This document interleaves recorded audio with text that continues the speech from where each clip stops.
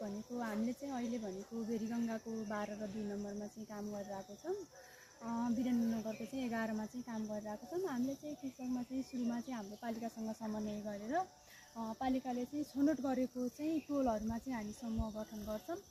समूह गठन गरिसकेपछि त्यो समूहमा चाहिँ निम्न वर्ग त्यसको चाहिँ जीविकोपार्जन चाहिँ सहज होस् र आर्थिक स्थिति चाहिँ केही हदले चाहिँ पोषणमा पनि सुधार होस् र आर्थिक स्थितिमा चाहिँ केही सुधार होस् भन्ने उद्देश्यले चाहिँ हामीले समुदायको आवश्यकता, उहाँको इच्छा चाहना र उहाँले गर्न सक्ने काममा चाहिँ अब कसैलाई चाहिँ प्लास्टिक घरमा चाहिँ तरकारी खेती गर्न, कसैले चाहिँ साना पशुपालनमा कुखुराहरू, अनि त्यो सँगसँगै चाहिँ त्यसलाई चाहिँ कसरी गर्ने भनेर चाहिँ हामीले सँगसँगै प्राविधिक ज्ञान चाहिँ दिएर पनि सहयोग गरिरहेको छौँ। बजारीकरणको लागि केही पहलहरू त्यस्तो के गर्नुभएको छ?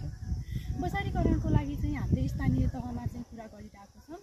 त्यो चाहिँ स्थानीय तहले चाहिँ अबको कार्यविधि अनुसार चाहिँ केही हदसम्म भए पनि त्यसको चाहिँ सङ्कलन केन्द्रसम्म चाहिँ व्यवस्था गर्न सकिन्छ कि भन्ने कुरा चाहिँ भएको छ। र हाम्रो जुन बजारमा भएको तरकारी मन्डीहरू छ त्यो चाहिँ उहाँहरू पहिला सुरुमा चाहिँ तरकारी खेती नगरेको मान्छे अहिले एक्कासी चाहिँ तरकारी खेती गर्दाखेरि उहाँलाई चाहिँ बेच्न पनि लाज लाग्ने र आफैले उत्पादन गरेको तरकारी बोकेर लानलाई अप्ठ्यारो मान्नुहुन्थ्यो भने अहिले चाहिँ उहाँले चाहिँ अब आफैले तरकारी उत्पादन गरेर चाहिँ आफैले डोकाको डोका चाहिँ बेच्न चाहिँ लानुहुन्छ र त्यसरी चाहिँ बजारीकरणमा अलि सहज चाहिँ भएको छ।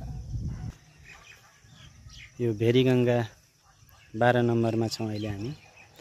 यो साहस नेपाल भन्ने एक गैर सरकारी संस्थाको आर्थिक प्राविधिक सहयोगमा यहाँ विभिन्न कार्यक्रमहरू सञ्चालन भइरहेका छन्। हामी देख्न सक्छौँ यो कृषिको लागि साहस नेपालले यो भेरीगङ्गा 12 नम्बरमा विभिन्न कार्यक्रमहरू ल्याएको छ।